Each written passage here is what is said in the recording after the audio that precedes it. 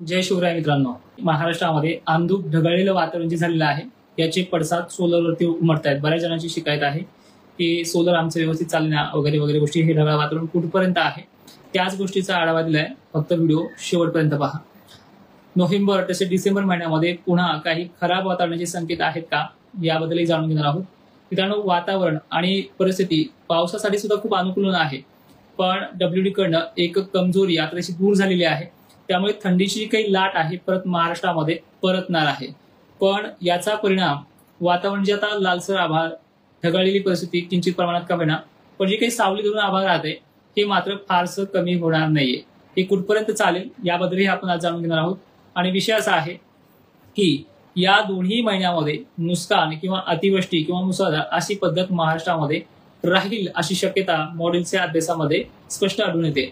आता आपण म्हणाल की थंडीची जी काही लाट आहे, थंडीचा जी काही कडाका आहे, ही परिस्थिती मित्रांनो अजूनही 2 ते 2.5 महिने कायम महाराष्ट्रावरती थंडीचे परिणाम होत राहणार आहे. पण अधूनमधून खराब वातावरण, ढगाळलेली परिस्थिती ही सुद्धा गोष्टी होत राहणार आहे.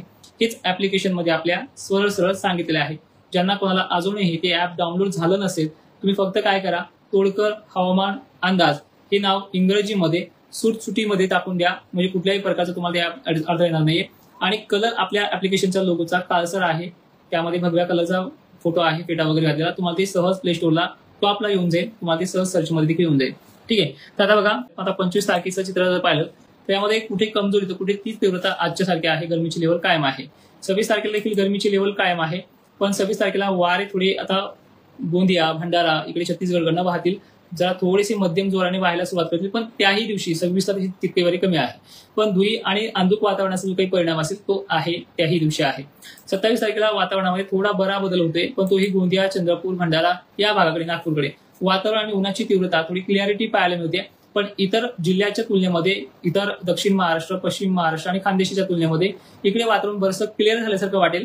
आणि तिथे उन्हाचं आणि टेम्परेचरचं प्रमाण थोडंसं अजूनही दुपारच्या वेळेला बऱ्यापैकी राहील. म्हणजे असं अंधुक वातावरण त्यावेळेस राहणार नाहीये इकडे नागपूरपासून खालच्या भागांमध्ये. पण राहणार कुठल्या भागांमध्ये? बाकी सगळ्या भागांमध्ये, मराठवाडा, विदर्भ आणि खानदेशीच्या जिल्ह्यांमध्ये. पण या 27 तारखेला वारे थोडे जोराने वाहतील, जी स्पीड 26ला दिवस मावता आणि पाहत मिळेल. तर 28 तारखेला वातावरण हे स्वच्छ, क्लिअर, सूर्यप्रकाशित होते.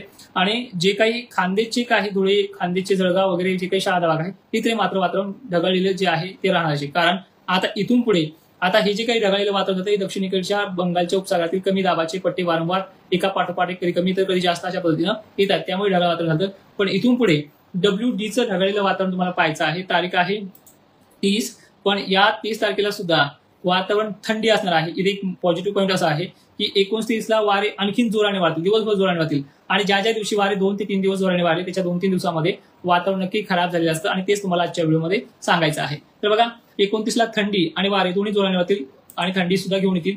थंडी कडेकाची राहील. बंगालच्या उपसागरात त्याच तारखेदरम्यान एक लो प्रेशर सक्रिय होत आहे. त्याच अपोजिट अरबी समुद्रात देखील लो प्रेशर तयार होत आहे. म्हणून वातावरणामध्ये दोन्ही साईड लो प्रेशर असल्यामुळे वारे जोराने त्याच दिशेला उत्तरेकडनं थोडीफार क्रॉसमध्ये पूर्व उत्तर भागाकडनं दक्षिणेकडे वाहतील. पण WD कडे येणारी थंडी गुजरात, MP आणि महाराष्ट्राच्या खानदेश, पश्चिम महाराष्ट्र या भागांमध्ये ढगाळलेली परिस्थिती, अंधुक वातावरण परत ह्या 30 तारखेपासून वाढत आहे. दिवस मावळा लगेच छत्रपती संभाजीनगर, जालना, सोलापूर, पश्चिम महाराष्ट्र ते सर्व जिल्हे एकंदरीत अशी परिस्थिती आहे. हे ढगाळलेलं वातावरण अधिकरित्या 1 डिसेंबर ते 2 डिसेंबरला सर्वाधिक जास्त प्रमाणात आहे. पण एक्झॅक्टली त्या टायमिंगला थंडी पडणार आहे, अशी गरमी त्या टायमिंगला नसणार आहे. तर अशा प्रकारचा हा डिसेंबर महिना पूर्वरत राहील. आणि एकंदरीत परिस्थिती महाराष्ट्राच्या वातावरणाची कधी 4 रोज क्लिअर, कधी चांगलं ढगाळलेलं, परत 4 दिवस क्लिअर असा हा डिसेंबर महिना संपूर्णतः जाणार आहे. पावसासंदर्भात बोलायचं झालं तर पावसाची मोठी अपडेट ह्या पहिल्याही आठवड्यात स्पष्टपणे दिसत नाही. त्याचंही विभाजन ढगाळलेल्याच वातावरणामध्ये राहू शकतं. कारण की WD कधी कमजोर तर कधी प्रभावी या गोष्टीमुळे पावसाची जी काही रेलचेल आहे ती दक्षिण भारतामध्येच, जसं की तमिळनाडू, तेलंगणाच्या खालच्या भागामध्ये, आंध्र प्रदेश साईडला आणि त्यात केरळ वगैरे या भागातले इथून पुढे पाऊस होत असतात. त्याच भागामध्ये ते पाऊस चालूच आहेत. महाराष्ट्राची थंडी 4 तारखेला मात्र अतितीव्र होण्याचा अंदाज आहे.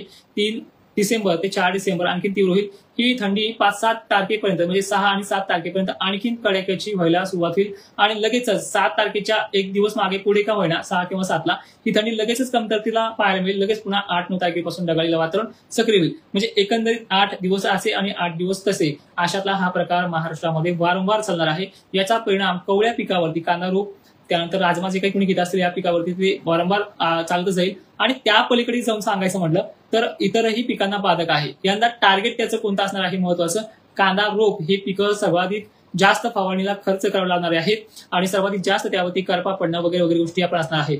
या पलीकडेही जाऊन सांगायचं म्हटलं तर द्राक्ष उत्पादकांना ही वर्ष थोडे किचकट आणि खराबच राहू शकतं. एकंदरीत ही परिस्थिती आणि अशाच प्रकारचा अंदाज आपण आपल्या ऍपमध्ये सांगण्याचा प्रयत्न वारंवार करत असतो. चालेल मित्रांनो, जय शिवराय, धन्यवाद.